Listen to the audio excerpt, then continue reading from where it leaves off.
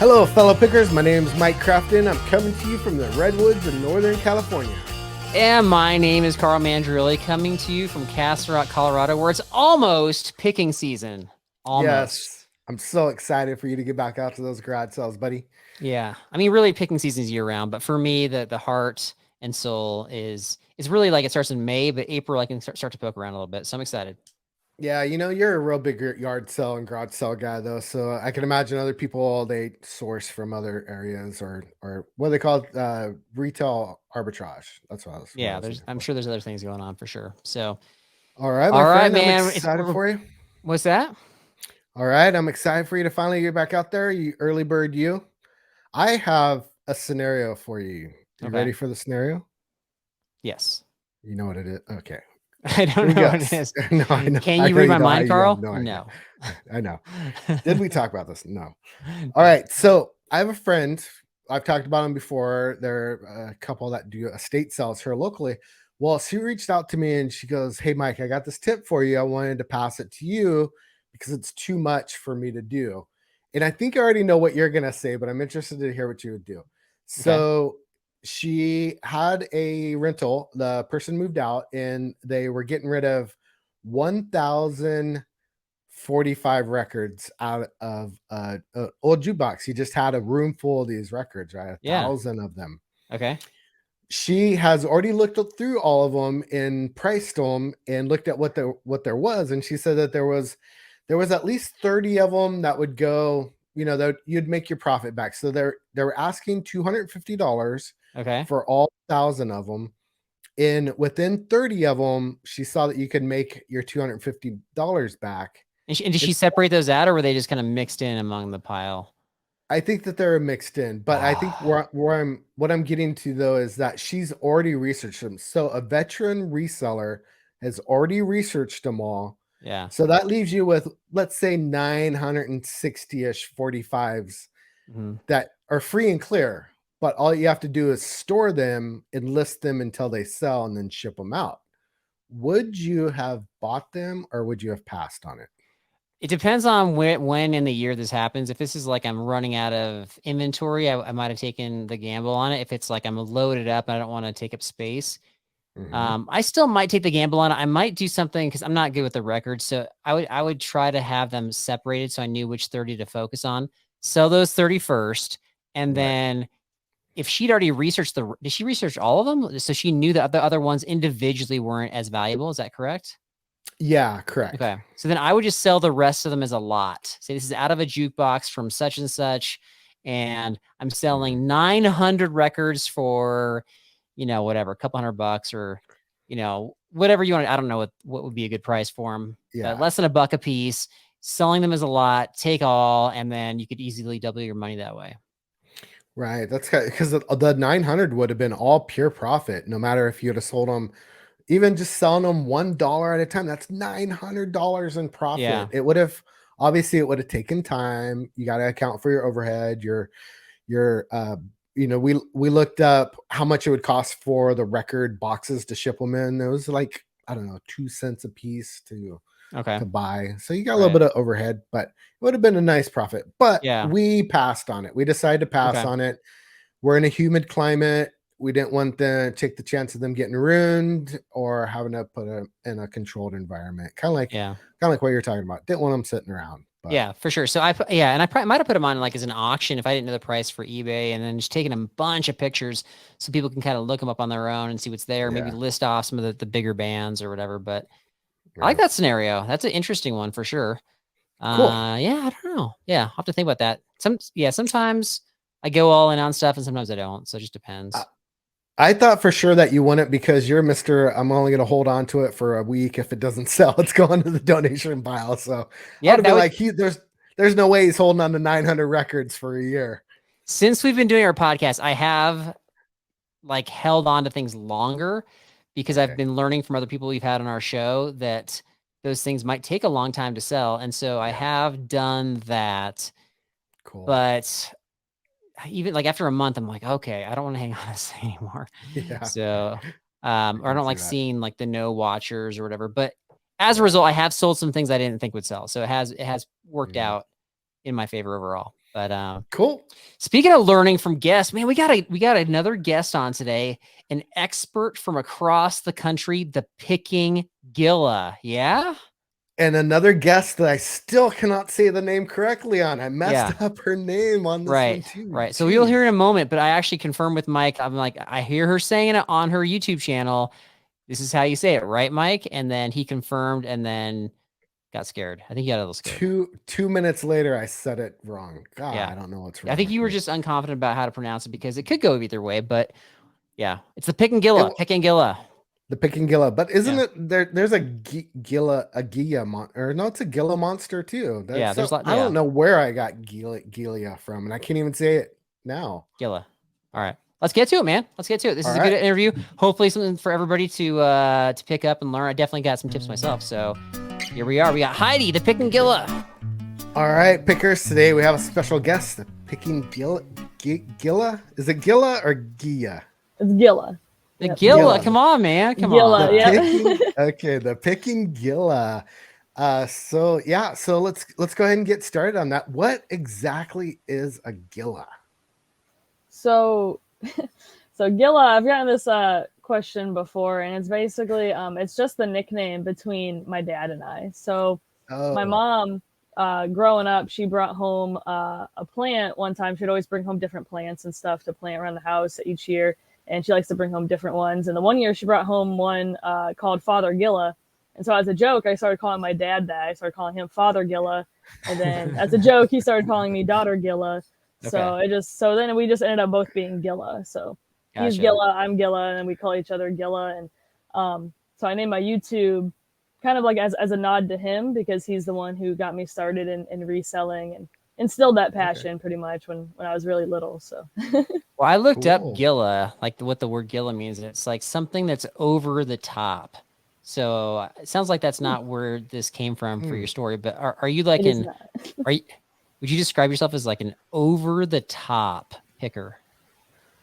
Not really. I mean, more of like a mellow picker, more Mike style probably. Yeah. I don't. I'm definitely not going to be one of those people who are like punching people at the bins and stuff like that. Okay. Gotcha. I'm definitely more, I'm more laid back and not gonna fight anyone over anything at a garage sale. Have you seen fights break out at garage sales and bins?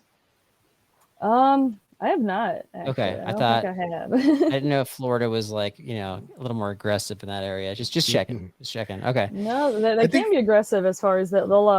They'll get to the sales like super early. Other than that, they're not really aggressive down here. Wait a second. Florida's a retirement community. There's nobody getting up before 10 o'clock. Come on. What are you talking about? You got all the old people. Old people wake up at like 4. Yeah. Oh, that's true. They're all up at like 4 or 5 a.m. They're ready to go. Is that your competition? Is retired folk? Honestly, a lot of it. A lot of it is a lot of older people, but there are a couple other pickers and YouTubers down in our area and resellers. Okay. I know of at least 2 other YouTube and resellers down here, and at least another reseller. But I've seen them at garage sales. They do a lot of storage units too, as well. Okay. Right. So you can actually like identify your competition like on the spot. Are you ever rushing to grab something before they do, or racing out of there to get to the next sale before they do? Is it kind of that cutthroat? Not particularly. My one, the one picking couple that I'm friends with, we're pretty good friends, and we'll joke and like try to get out of the sale before each other sometimes. But it's pretty friendly and stuff. I mean, we always try to get to the sale like before the other person, obviously. But gotcha. So nobody's yanking things out of each other's cars or anything like that. Yeah.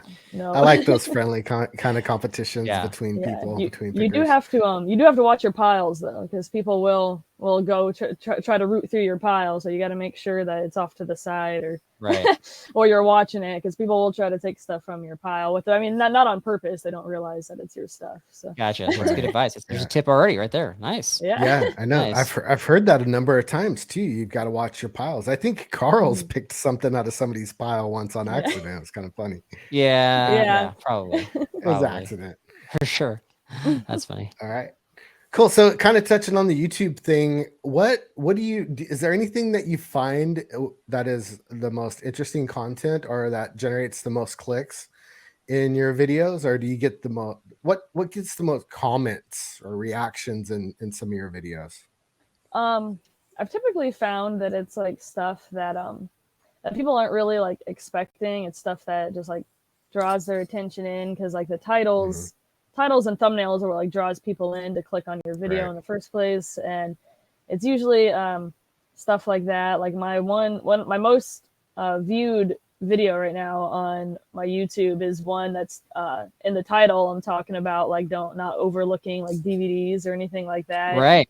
I think that drew people in because most people, you know, don't sell DVDs or don't know anything about them and things like that. My videos that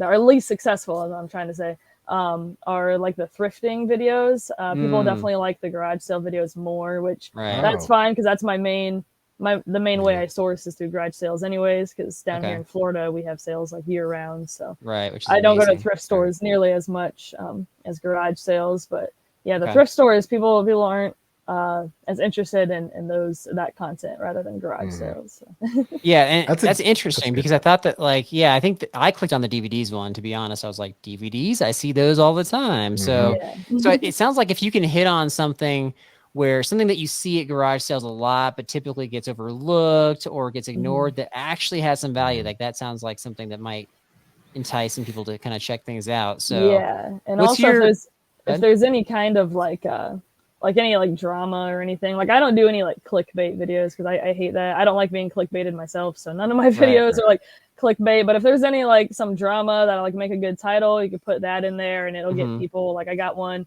where I was accused of stealing one time at a garage sale, and I put that in there. And did you had you already paid for the item, or were you still I did, yeah. Okay. I was about to show her the GoPro and show her the video. Oh my gosh! I had video proof, but she remembered and believed me. So yeah, that was funny. That's really funny. That's interesting that you said that, because I noticed in your videos that you do have that GoPro. So do you have a chest strap? Is that how you're carrying it around, or? Yeah, I have a chest harness. It just goes over the shoulders and then around the like the chest area. And then right. I think I've got one of those set up, so I think I'm going to start taking those to the yard sales too. I'm out here in California. I'm like you. I've got yard sales year round, and poor Carl, he's got to shut down for the winter months. It's too cold up there. That's all right. That's how it goes. Yeah, you're in Colorado, right? Yeah, for sure. Yeah, my sister lives in Colorado. I think she lives in Longmont, I believe. Oh yeah, yep, that's up north. Yeah, so her and her husband, they like to snowboard and hike and camp. There's a lot of that out here for sure. Yeah, but I don't want to get too far away from the DVDs thing, because I started looking up. So I started looking at the DVDs that you had bought, and then I started looking them up, and I was trying to figure out. I'm like, is that valuable? And so. I'm guessing that once you identify one that's valuable, you know that it's valuable, you look for the same one. But generally speaking, do you have any tips about which DVDs to look for? For example, like what I thought might be worthwhile would be DVDs you might find in like tins or some sort of specialty, like special edition. Is that something, or am I just making that up?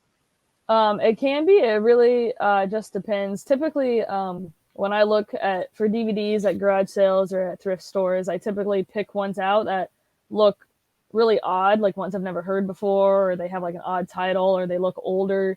And I'll look those up. And also series, like TV series, those are always really good. Really? To pick up. Yeah. Like old Seinfeld, like that kind of thing. Yeah, like I sell those all the time, and it's usually complete series is usually what sells the best. But if it's a show that has like infinite seasons, like, you know, Family Guy or South Park, things like that, like as long as you have a decent amount, they're going to sell really good. So like, what does that mean, sell really good? So are we talking like $20 a season, $40? Like where are we talking about here? I think my last set of South Park that I picked up was like season 1 through 15. I think I sold it for $90, I think, plus okay. So you make a good chunk of change. All right. Yeah. They're definitely good. I love selling DVDs and things like that.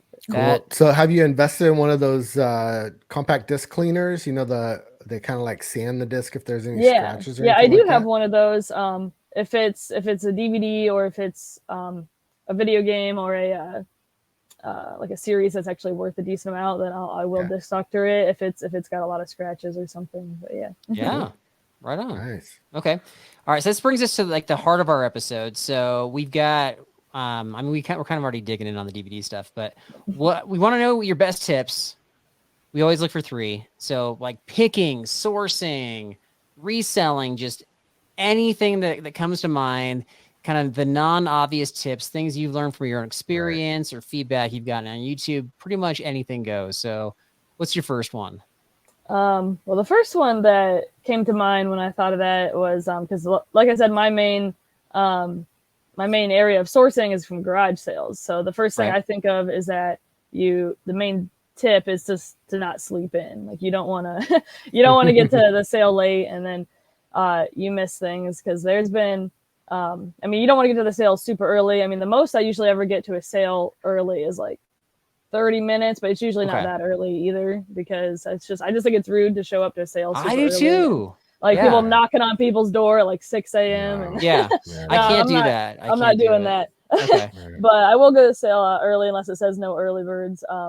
But yeah, because there's been tons of sales where I've gotten to, and then right after I got there, like a couple minutes later, some other people get there and they're trying to and they're like looking over my shoulder, like seeing if I'm gonna take this, and take stuff from my pile. And there's been other sales.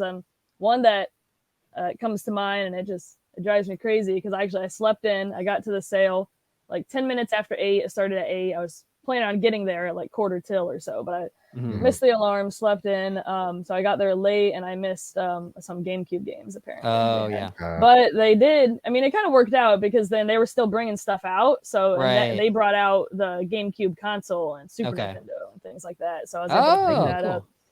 But yeah, because it's just, I mean, like only if like a few minutes can like make a difference if you're sleep in, and if you sleep in late and this person gets there before you like 1 minute and it's too late. But so that's the main tip. If your main sourcing, if your main what's it called, like the main way that you source, like through garage sales. I would say that's probably the best tip, is that you want to make sure you get there early.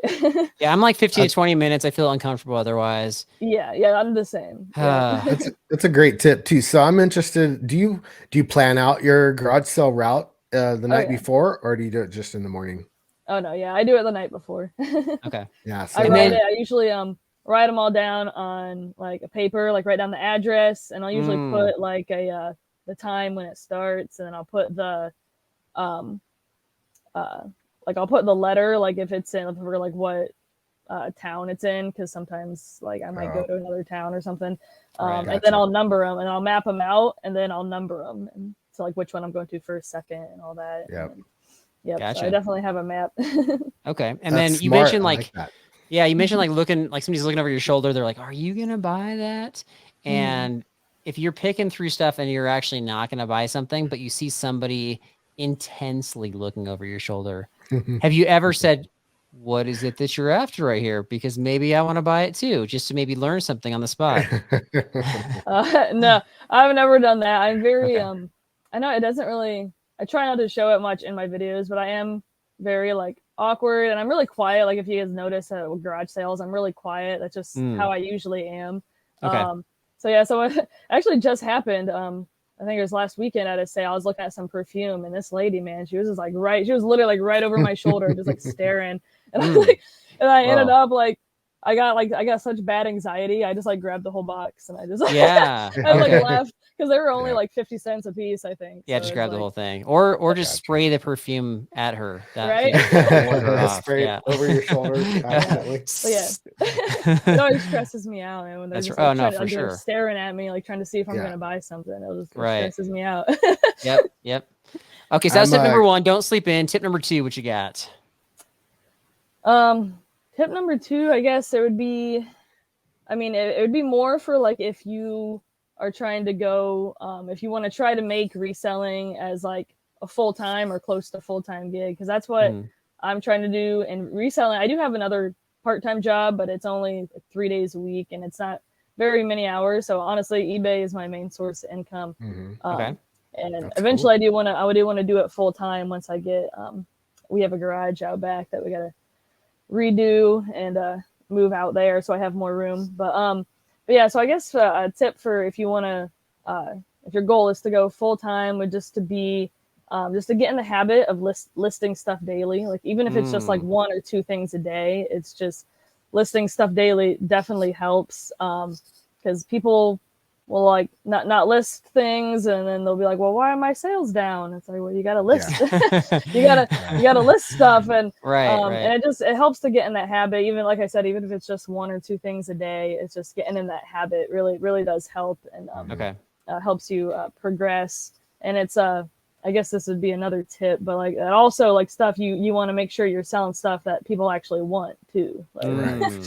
Like, great tip. But it's kind of hard because there's stuff that like you want to make sure you're picking stuff that you're passionate about, but you also want to make sure you have a mix of things that sell well and things like that. So I definitely pick up stuff that definitely doesn't sell the fastest, but stuff I love and stuff I like to sell. So when I'm like listing stuff, for example, at clothes, like I hate clothes. Like I hate listing clothes and things like that, but a lot of them sell good. So I'll list that, and then once I get tired of it, once I'm starting to get annoyed with it, then I'll stop and I'll start listing stuff that I actually enjoy. You know, stuff. Because you don't want to get burnt out. You don't want to get to the point where you hate what you're doing. You know, so you just want to make sure you have a good mixture of stuff that sells well and stuff you're passionate about. So. Right. Okay. So that's interesting. Are video games something that you're passionate about, or you just sell because you know that they sell well? Oh yeah, we're passionate about it. We have a whole room out there that's all full of video games. So. Oh, wow. Cool.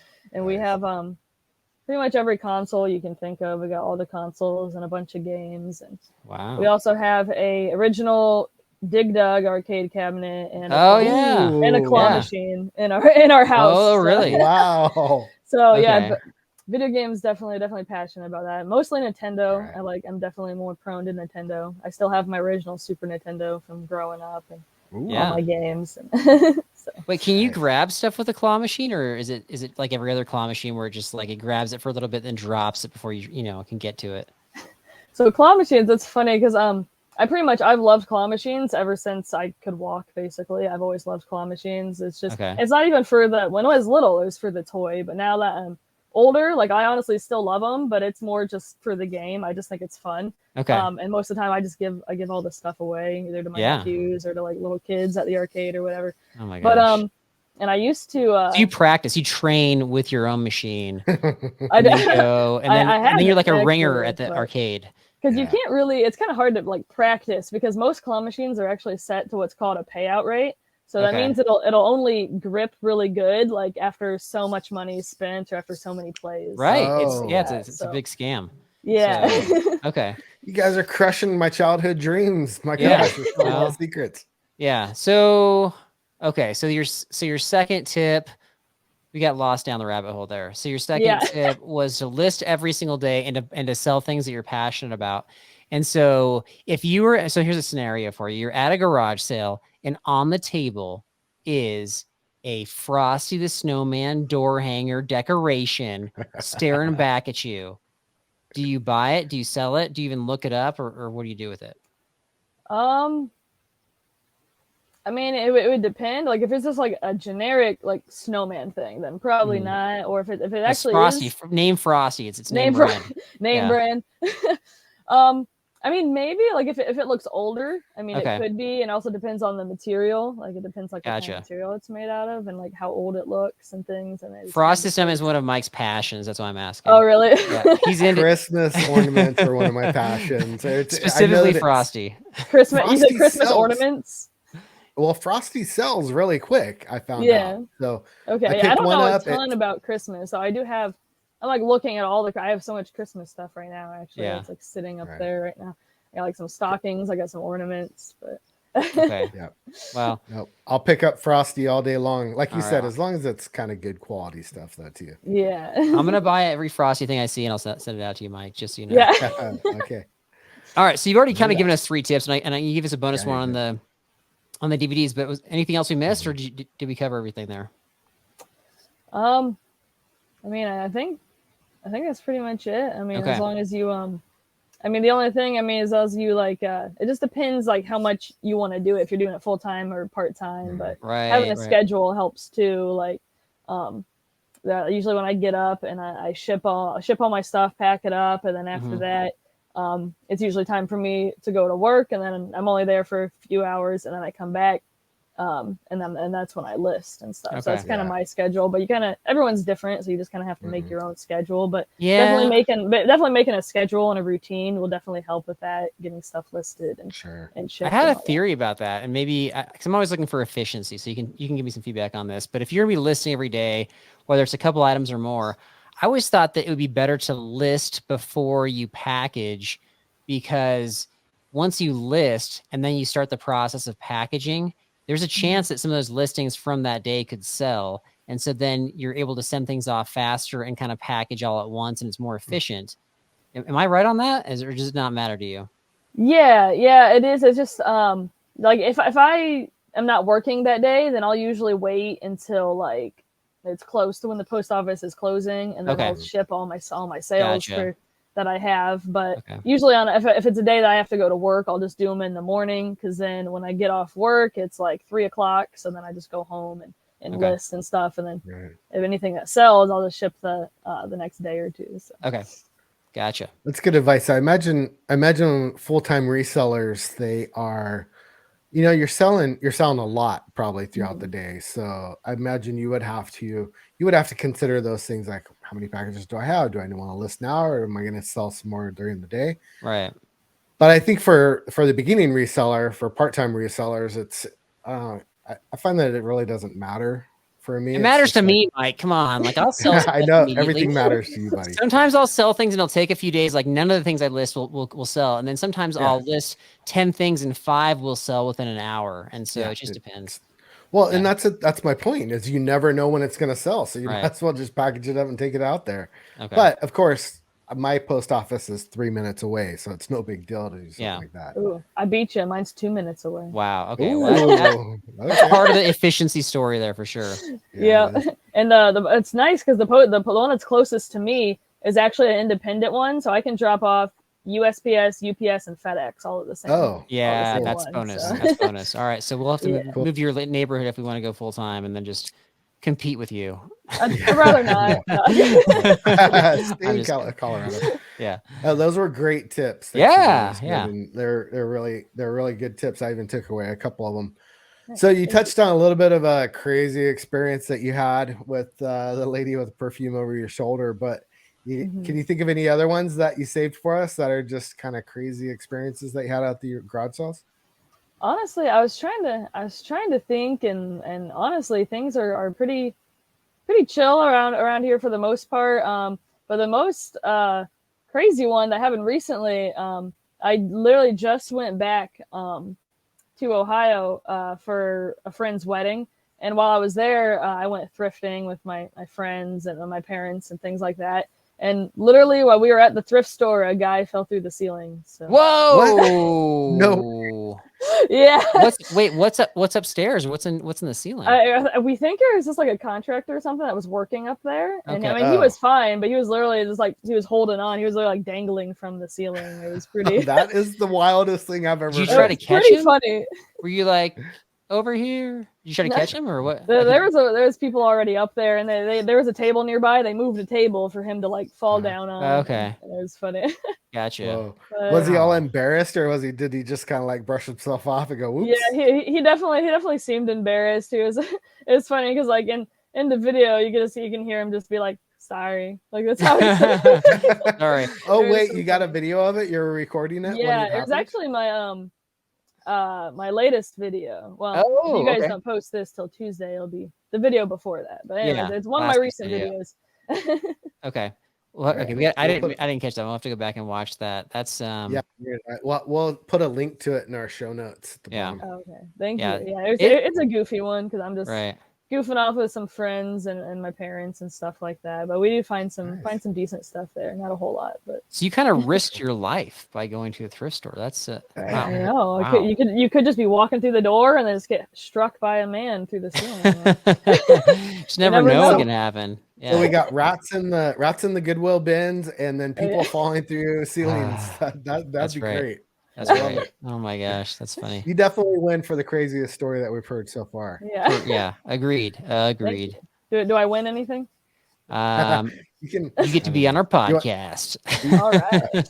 I have a Frosty the Snowman door hanger if you'd like one. Yeah. Well, I'll keep an eye out. I'll send you something that we find. Oh, Mike, we should totally do that. We should have some sort of like, prizes for reviews or guests or something that we find out on the picking circuit that's totally absurd and ridiculous. Okay. All right. Well, if we do come up with something like that, we'll have to send Heidi the first one. Right. Okay. Well, picking season's coming for me this month, so I'll look for the weirdest thing I can find that you might enjoy, and we'll get your address. And we won't be offended if you resell it either. Yeah, it's I don't know if I sent anything out that was actually worth reselling. Gotcha. Oh my gosh. Okay. All right. So we're talking about YouTube and your YouTube channel. I don't know. I didn't follow the timeline of how quickly you blew up from 2,000 to 2,500 and things like that. But where are you at? Are you just on YouTube and Instagram, or do you have some other platforms, or where can our listeners find you at? Yeah, right now I'm just I'm only on YouTube and Instagram is what I have. Okay. Right now. Yeah. Under the Picking Gilla, over the Picking top. Gilla. Okay. Yeah. Okay. Cool. So go check her out. She's been an awesome guest. Really love talking to you, Heidi. We appreciate you coming on, and I know you got a couple things going on tonight, so we'll let you go. But thanks for coming on the show. We appreciate it. Yeah, thank you for having me. It's a lot of fun. What did you think about that? Dude, she had those tips they were great tips. They weren't like your average beginner tips. Those were 3 solid tips. What do you think about the DVDs? Are you going to start picking up the DVDs now? I might, like, cause sometimes they'll seem like for 50 cents. So I might grab a couple. I don't know that I want, if it's towards the end of the day, I don't, I might like sift through them. I don't want to sift through for 10 minutes DVDs trying to figure things out. I like her strategy, just picking kind of oddball ones or ones. For me, like if it looks like a collector's item or some sort of anniversary edition, I might do that. I actually picked up a tip from you that this is embarrassing, but I should have done this a long time ago. Really? So I am sometimes too focused on efficiency. And so sometimes I'm just like, I got the product, path of least resistance, sell. And you know what I should buy? I really should buy one of those like CD or DVD cleaners to clean up like the games and stuff. I don't, I guess I didn't even think to look into that stuff. So how much do those run? Yeah, that's a good question. I'm sure they're all the way from $10 all the way up to probably hundreds of dollars. Yeah. You probably find a medium range. I see a lot of the pickers or the resellers using those things. So I should do that. That's lame that I haven't done that. I need to get on top of that. So pretty simple. You throw it in the machine, press a button, it does it for you, and then you got almost a brand new CD. Yeah. So from now on, all right. So you've inspired some change, but yeah, the DVDs is probably my favorite tip. The waking up early thing I think is controversial because there are people that you'll have an 8 o'clock garage sale and people will show up at like 6:30. And sometimes it'll work. Like those people that are way too aggressive, in my opinion, will actually get some stuff ahead of you. Oh, yeah. Sometimes they offend people, but they don't care. So if it works, it works, and they can always swing back around. And anyway, I'm not willing to do that. I'm 15, 20 minutes. And sometimes I'm even like helping people bring stuff out of the garage onto the driveway just because I feel bad that I'm there early. So to be 100% transparent, I've actually sat in my car and watched people still setting up. Okay. And thought to myself, should I go in there? Should I wait for them to finish setting up? What should I do? Well, there's setup, like setting up tables and digging around and organizing. I don't know about that, but if they're just yanking things out of the garage, like here's a box, here's another box, here's a table, I'm just sliding out. I think you do that. Okay. Yeah, I still haven't decided yet. But no, yeah, you're absolutely right. I don't think there's anything wrong with that. I'm kind of on the latter camp of this. You will get the easy pickings if you go there the first thing, right? You're going to get the obvious things. You're going to get DVD, VCR combos. You're going to get X, Y, and Z, the good stuff right off the top. But I also know that I've went to plenty of yard sales in the afternoon, and I've still found great stuff at the yard sales. Oh yeah, yeah. It just, it depends because it might be something that not everybody else is looking for. So she's been literally sitting out all day. So you're going to get a good deal on it. Yeah. If it's something that, or sometimes people just skipped over that sale. My best sale maybe ever was one where I went and it was kind of like mid-range, not early, but not late. And they simply had bad signage. And so I think a lot of people couldn't find their sale. And I just kind of happened upon it. And so they weren't getting a lot of traffic. And so their signs, like they didn't have enough signs, or their signs were unclear, pointing the wrong direction. Or, I mean, that's like a pet peeve where it's like they write in such small font. You're like, I don't know where that is. Yeah. You know, or the arrow is unclear. So sometimes that can be to your advantage. Yep, exactly. So, yeah. Cool. I like those. All right, my friend. You got trivia this time, right? I do. And we brought back trivia because we've heard a lot of people wanted it back, my wife included, Jennifer. Okay. And begrudging to me because I am horrible at trivia and horrible at answering trivia and hate it. I agreed to it. You don't hate trivia. If you're willing to answer trivia questions, you got to at least secretly like it, Mike. I'm willing to embarrass myself for our guests. Okay. That's true, for our audience. You got them right last time, so calm down. I did. That was kind of crazy. All right, so there's some softballs in here. I'm not gonna lie. Well, what's this trivia about? What do we got here? It's all gonna be about Florida. Florida, the Picking Gilla's home state. Okay. Yes, correct. The retirement state of California, of USA. That's right. Of the USA. All right, Carl. What is the capital city of Florida? The capital city of Florida. It's all about Tallahassee. Florida. Tallahassee is correct, yes. my friend. I'm a geography teacher. That's too easy. Come on. I thought you're a social studies teacher. Yeah, we covered geography. History teacher. I don't know all the capitals, but I probably know 47, 48 of them. All right, sounds good. Okay, so then it goes along the lines with this, and they're getting a little bit harder. Okay. What is the state bird for Florida? This is not multiple choice. It's not multiple choice. You can get multiple choice. I should just know the state bird. I told you that they're going to get harder. Is this something that people should know? Like people non-Floridians, they should know the answer to this? You should.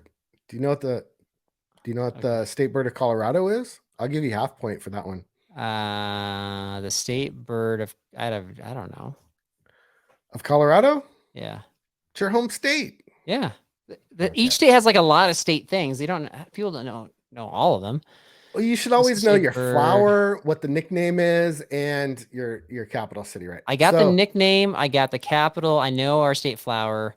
Our state flower is has a very famous name, in fact. Mm. Do you know our flower? It's associated with a tragedy. No, I have no idea about flowers. It's called the Columbine flower. Oh, yeah. I love the Columbine flowers. It's amazing, really but it's associated with the tragedy. Yeah. All right, I don't know the Florida state bird. What is it? Well, you got a half point for yours. The Florida state bird. I didn't get my state. I don't know my own state bird. You got the flower. I'll give you a quarter point for your flower. Okay, that doesn't mean anything. Florida state bird is the mockingbird, the one that talks back to you. Yeah. Copies you. How? Okay. All right. How am I supposed to know that one? Florida state bird. It's a state bird. You should know all the state birds. You're a school teacher. I should know all the state birds. Okay. All right. Go ahead. What's your third one? All right. This one is the hardest. And it goes along with our theme, reselling theme, eBay, all that kind of stuff, garage sales. Okay. So what city in Florida do you think has the most garage sales or yard sales? And again, just to clarify, is it multiple choice? I will give you multiple choice. Okay, thank you. Would it be Orlando, Florida? Okay. Would it be Eureka, Florida? Okay. Or would it be Miami, Florida? Is there a Eureka, Florida? Is there a Eureka, Florida? Okay. I was thinking Orlando out the gate just because I know I think that's a big tourist zone, but I have a feeling a lot of retirees move there. So I'll say Orlando. Orlando is incorrect. It is Miami, Florida. Okay, has Miami. the most yard sales. I love All that right, shirt. Mike. Okay, that's first trivia loss. I'll take it. I'll take it in the chin. We're gonna keep track. So you're up on me. I've got the first trivia loss of the season, but there's more to come. good. Then it must mean that I'm not doing too bad of a job at my trivia questions. So. Exactly.